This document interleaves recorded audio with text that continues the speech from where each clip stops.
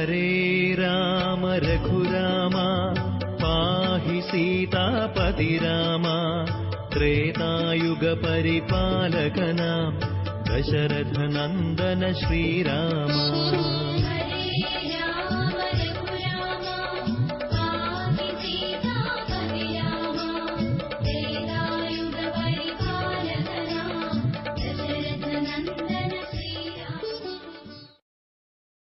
ധന്യമേ ജീവിതത്തിന്റെ രാമായണ എപ്പിസോഡുകളിലേക്ക് സ്വാഗതം. രാമായണത്തെ കുറിച്ച് നമ്മൾക്ക് ഒരുപാട് ചോദ്യങ്ങളും സംശയങ്ങളും ഒക്കെ ഉണ്ടാവും. അതിനൊക്കെ ഉത്തരം നൽകാനായിട്ട് എന്റെ കൂടെയുള്ളത് നമ്മൾക്ക് എല്ലാവർക്കും അറിയുന്നത് പോലെ പ്രശസ്ത സാഹിത്യകാരനായ ശ്രീ PR നാഥൻ സാറാണ്. സ്വാഗതം സർ. നമസ്കാരം. ഞാൻ അഞ്ജനാംബിക. രാമായണം എന്ന് പറയുന്നത് വലിയൊരു ഗ്രന്ഥമാണല്ലോ. അപ്പം സാറിന്റെ തന്നെ ഒരു പ്രസംഗത്തിൽ സാറ് പറഞ്ഞിട്ടുണ്ട്, ഒരു ആയുഷ്കാലം മുഴുവൻ വായിച്ചാലും നമ്മൾക്ക് അത് മനസ്സിലേക്ക് എത്തിച്ചേരാനായിട്ട് അല്ലെങ്കിൽ അതിലേക്ക് ഇഴുകി ചേരാനായിട്ട് ഒത്തിരി ടൈം എടുക്കും. സാറിന് രാമായണം എന്ന് പറയുന്ന ഗ്രന്ഥത്തിനെ കുറിച്ച് എന്താണ് പറയാനുള്ളത്? രാമായണം എന്ന ഗ്രന്ഥത്തെ കുറിച്ച് പറയുമ്പോൾ വളരെ ഹിമാലയം മാതിരി വലിയൊരു കാര്യമാണ് പറയുന്നത് എന്നൊരു ചിന്ത എന്നിലുണ്ട്. അത് എന്നിൽ അസാധാരണമായൊരു വിനയം ഉണ്ടാക്കുന്നുണ്ട്.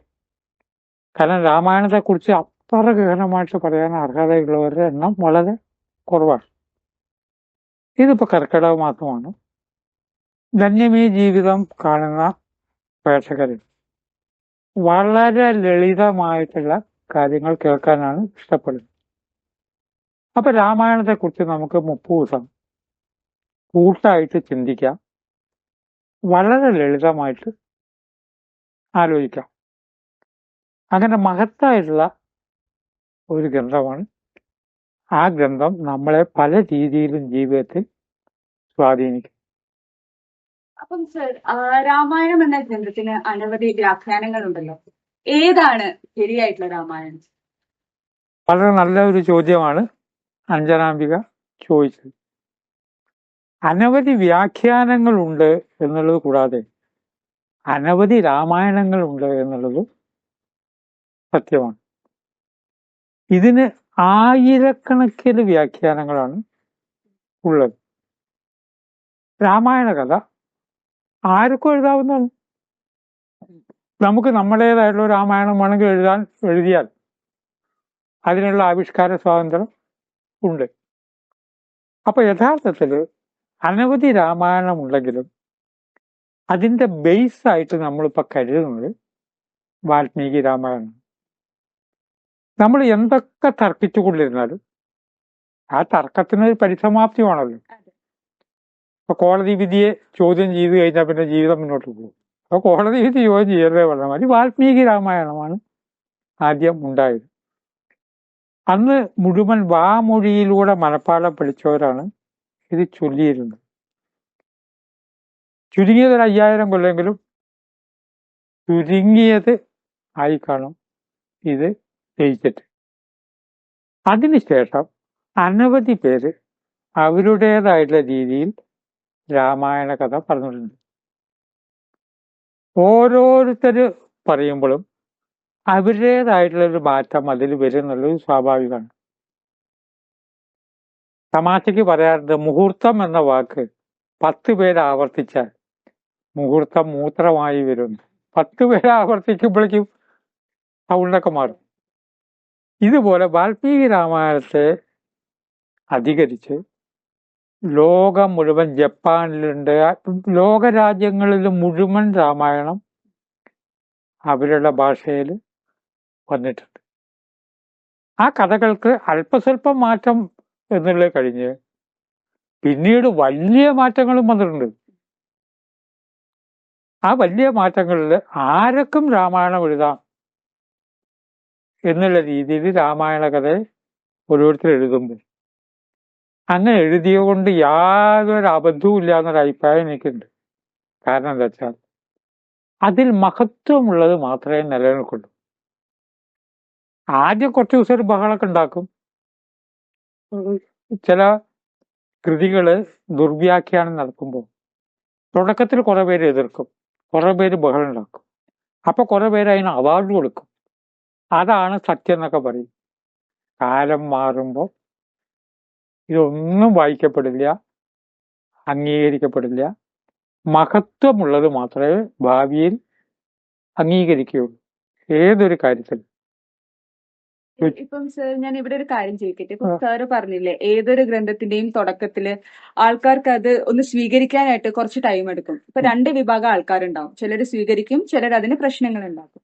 അപ്പം വാൽമീകി എന്ന ഒരു മഹാനായിട്ടുള്ള ഒരാൾ ഈ ഒരു രാമായണം എഴുതിയപ്പോൾ, അല്ലെങ്കിൽ എല്ലാവരും ഇത് അറിഞ്ഞു തുടങ്ങിയപ്പോൾ ഇതേ പ്രശ്നങ്ങൾ അവിടെയും ഉണ്ടായിരുന്നോ? ആ കാലത്ത് ഇതേമാതിരി മാധ്യമങ്ങളില്ല എന്ന് ആലോചിക്കണം. ഗ്രന്ഥത്തിലാണല്ലോ എഴുതുന്നത്. അപ്പൊ ഇത് വായിച്ചിട്ട് ഇങ്ങനെ വ്യാഖ്യാനങ്ങൾ ഇല്ലെങ്കിലും ഋഷിമാര് നൈമിശാരണ്യം തുടങ്ങിയ സ്ഥലങ്ങളിൽ ഇരുന്നിട്ട് ഈ കഥ വ്യാഖ്യാനിച്ച് പറഞ്ഞിട്ടുണ്ടാവും. വ്യാഖ്യാനം എന്നുള്ളത് ലിറ്ററേച്ചറിന്റെ ഒരു ഭാഗം ആണ്. അപ്പൊ രാമായണം എന്ന് പറഞ്ഞാൽ സംശയം വേണ്ട ലിറ്ററേച്ചറിന്റെ ഒരു ഭാഗമായതുകൊണ്ട് അതിനെ പല രീതിയിൽ വ്യാഖ്യാനിച്ചിട്ടുണ്ടാവും. ലോകത്തിന് ദോഷം ചെയ്യുന്ന വ്യാഖ്യാനങ്ങൾ തന്നെ ഇല്ലാതെയാവും. അങ്ങനെ ഇരിക്കെ നൂറുകണക്കിന് രാമായണങ്ങളുണ്ട്. അതിനെ എല്ലാത്തിനെയും കൂടി പഠിച്ച് ഫാദർ ബുൾക്കെ രാമകഥ എന്നൊരു ഗ്രന്ഥം എഴുതിയിട്ടുണ്ട്. ഞാൻ ആ പുസ്തകം അക്ഷരം പ്രതി വായിച്ചിട്ടുണ്ട്. കിട്ടാവുന്ന രാമായണങ്ങളുടെ ഒക്കെ കഥ മനസ്സിലാക്കിയിട്ടുണ്ട്. അപ്പൊ തുടക്കത്തിലെ കാലം ഒന്നങ്ങോട്ട് സോർട്ട് ചെയ്യും. കാലത്തിന്റെ ഒരു പ്രത്യേകതയാണ്. നിങ്ങൾ എന്തൊക്കെ പറഞ്ഞിരുന്നാലും ആ സോർട്ട് ചെയ്യുമ്പോൾ പ്രധാനമായിട്ട് ഭാരതീയർ അംഗീകരിച്ചിരിക്കുന്നത് വാൽമീകി രാമായണം, തുളസീദാസ രാമായണം, കമ്പരാമായണം, ആധ്യാത്മരാമായണം തുടങ്ങിയിട്ടുള്ള ഒരു 10-15 രാമായണങ്ങളെ തികച്ചും ജനങ്ങളെ ഹൃദയത്തോട് ചേർത്തിട്ട് അംഗീകരിച്ചിട്ടുണ്ട്. അതിൽ നമ്മൾ ഏറ്റവും അധികം വായിക്കുന്നത് പ്രത്യേകിച്ചും കർക്കിടക മാസത്തിൽ അധ്യാത്മരാമായണമാണ് തുഞ്ചത്തെഴുത്തച്ഛൻ രചിച്ചത്. അതെ സർ. അപ്പം എന്തുകൊണ്ടാണ് മലയാളികൾ തുഞ്ചത്തെഴുത്തച്ഛന്റെ രാമായണം ഇത്രയധികം സ്വീകരിക്കാനായിട്ടുള്ള ഒരു കാരണം? സാറിന് എന്താ പറയാനുള്ളത്? തുഞ്ചത്തെഴുത്തച്ഛൻ രാമനെ ദൈവമായിട്ട് തന്നെയാണ് കാണുന്നത്, അവതാര പുരുഷനായിട്ടാണ് കാണുന്നത്. അപ്പൊ അവതാര പുരുഷനായിട്ടുള്ള രാമനെ തുഞ്ചത്തെഴുത്തച്ഛൻ മലയാളിയായിരുന്നു, ഭാഷാപിതാവാണ്. മലയാളികൾക്ക് ഏറ്റവും നല്ല രീതിയിൽ താതാത്മ്യം പ്രാപിക്കുന്ന പോലെ രാമന്റെ കഥ പറഞ്ഞുകൊണ്ട് മലയാളികൾക്ക് തുടക്കം മുതൽക്കേ അധ്യാത്മരാമായണം വളരെ ഇഷ്ടമാണ്. അതിനെ നെഞ്ചോട് ചേർത്ത് പിടിച്ചിരിക്കുക. സാറ് പറയുന്നത് രാമായണം എന്ന് പറയുന്ന അത്രയും ഒരു നമ്മൾക്കെല്ലാം മനസ്സിലാക്കാൻ ബുദ്ധിമുട്ടുള്ള ഒരു ഗ്രന്ഥത്തിനെ കുറച്ചും കൂടെ ഈസി ആയിട്ട് മലയാളികൾക്ക് പറഞ്ഞു കൊടുത്ത ഒരാളാണ് തുഞ്ചത്തെഴുത്തച്ഛൻ. അതുകൊണ്ടാണ് ഇത്രയും അധികം മലയാളികൾ അത് സ്വീകരിക്കാൻ കാരണം അല്ലേ? ശരി സർ. സ്വീകരിക്കാൻ ബുദ്ധിമുട്ടുള്ളത് എന്ന് പറഞ്ഞാൽ ഒരർത്ഥത്തിൽ ഒരു ബുദ്ധിമുട്ടും ഇല്ല. അതിലെ കഥകൾ അങ്ങനെ പറഞ്ഞിരിക്കുകയാണ് തുഞ്ചത്തെഴുത്തച്ഛൻ. പക്ഷെ അതിൽ ഒളിഞ്ഞിരിക്കുന്ന കാര്യങ്ങളുണ്ട്. എല്ലാ രാമായണങ്ങളിലും ഉണ്ട്. ഒളിഞ്ഞിരിക്കുന്ന ഒരു കാര്യമില്ലാത്ത രാമായണങ്ങളുണ്ട്. അതിന്റെ പേര് പറഞ്ഞിട്ട് അവർക്ക് അവമാനമാവാൻ വേണ്ടി ഞാൻ പറയണില്ല. നമ്മൾ കർക്കിടക മാസത്തിലല്ല ഒരു മാസം ആ രാമായണം വായിക്കാറില്ല. അതൊക്കെ ഒന്ന് മറച്ചു നോക്കുന്നല്ലാതെ. ഒരു ക്ലാസിക്കൽ ഗ്രന്ഥം എന്ന് പറയുന്നത് കമ്പരാമായണം, തുളസീദാസ രാമായണം, അധ്യാത്മ രാമായണമുണ്ട്, സംസ്കൃതത്തിലെ രാമായണമുണ്ട്, അനവധി മഹത്ഗ്രന്ഥങ്ങൾ ഉണ്ട്. ഇതിൽ ഒരു വ്യാഖ്യാനത്തിന് രാമായണത്തെക്കുറിച്ച് പറയുമ്പോൾ പലതും ജനങ്ങൾ പറയും ഒരു ഗുരുനാഥനെ അടുത്ത് വെച്ചേ വായിക്കാവൂ എന്ന്. അതിന്റെ കാരണം വെച്ചാൽ ഗുരുനാഥനെ അടുത്ത് വെച്ച് വായിക്കുമ്പോഴാണ് അതിന്റെ യഥാർത്ഥ അർത്ഥതലത്തിലേക്ക് നമുക്ക് പോകാനായിട്ട് കഴിയുക. പൊതുവെ രാമായണം എന്നുള്ള വാക്കിന്റെ അർത്ഥം രാ എന്ന് പറഞ്ഞാൽ ഇരുട്ട്, അജ്ഞാനം, അത് മായണം. ഇരുട്ട്, അജ്ഞാനം, മായണം, അതാണ് രാമായണം. രാമന്റെ അയനവുമാണ്. അയനം എന്ന് പറഞ്ഞാൽ യാത്രയാണ്. ഇത്തരം പറയുമ്പോഴേക്കന്നെ ഇതിൽ വ്യാഖ്യാനം വേണം. ഇരുട്ടെന്താ, രാമൻ എന്താ എന്നൊക്കെ വരും. ഇപ്പം പിന്നെ സർ എനിക്ക് വേറൊരു കാര്യം ചോദിക്കാനുള്ളത്, ഇപ്പം രാമായണം എന്ന് പറയുന്ന ഗ്രന്ഥത്തിന്റെ ഉള്ളിൽ തന്നെ ഒരുപാട് പ്രത്യേകതകളുണ്ട്. അപ്പൊ അതില് കുറച്ചും കൂടെ മുന്നിട്ട് നിൽക്കുന്ന പ്രത്യേകത എന്ന് തോന്നുന്നത് എന്താണ് സാറിന്? വ്യക്തിപരമായിട്ട് നമ്മൾ പറയുമ്പോൾ നമ്മുടെ വ്യക്തിപരമായ സ്വഭാവം വരുമല്ലോ. എനിക്ക് ഏറ്റവും ഇഷ്ടപ്പെട്ട കാര്യമാണ് തന്ത്ര എന്നത്. എല്ലാത്തിൻ്റെയും അടിസ്ഥാനം ഒരു തന്ത്രയുണ്ട്, മനുഷ്യ ശരീരത്തിലുണ്ട്, മനുഷ്യന്റെ അനാറ്റമി അതാണ്. ആ തന്ത്രയുമായിട്ട് ചേർന്ന് നിൽക്കുന്നു എന്നുള്ളതാണ് രാമായണത്തിന്റെ വലിയ പ്രത്യേകതയായിട്ട് എനിക്ക് തോന്നിയിട്ടുള്ളത്. ഇത് തുളസീദാസ രാമായണത്തിലും കമ്പരാമായണത്തിലും ഒക്കെ ഈ പ്രത്യേകത നമുക്ക് ഫീൽ ചെയ്യും. അവരൊക്കെ യഥാർത്ഥ മെയിൻ സ്ട്രീമിൽ നിന്ന് മാറിയിട്ട് കുറച്ച് കഥ അങ്ങോട്ടും ഇങ്ങോട്ടൊക്കെ പോയിട്ടുണ്ട്. സൂപ്പറായിട്ടുണ്ട്. ആ പോയി എന്നുള്ളതുകൊണ്ടൊന്നും ഒരു അബദ്ധവും ഇല്ല. എങ്ങനെ വേണമെങ്കിൽ രാമായണ കഥ പറയാം. രാവണനെ മഹത്വവൽക്കരിച്ചുകൊണ്ട് രാമകഥ പറഞ്ഞിട്ടുണ്ട്. പലതും നിന്നില്ല.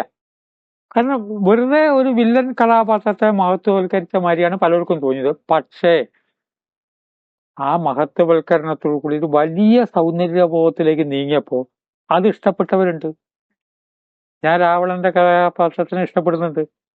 അത് നമുക്ക് രാവണനിലേക്ക് വരുമ്പോൾ നമുക്കത് മുന്നോട്ട് നീങ്ങാം. ശരി. ഇപ്പം ഈ ഒരു എപ്പിസോഡിൽ ഇത്രയും സമയം ഞങ്ങളോടൊപ്പം ചെലവഴിച്ചതിന് ഒരുപാട് നന്ദി സർ. അപ്പം നമസ്കാരം. ഇനിയും വരുന്ന എപ്പിസോഡുകളിൽ നമുക്ക് കാണാം. കാരണം അനേകായിരം ചോദ്യങ്ങൾക്ക് ഉത്തരവുമായിട്ടാണ് നാഥൻ സാർ നമ്മുടെ മുന്നിൽ വന്നിരിക്കുന്നത്. നന്ദി. നമസ്കാരം.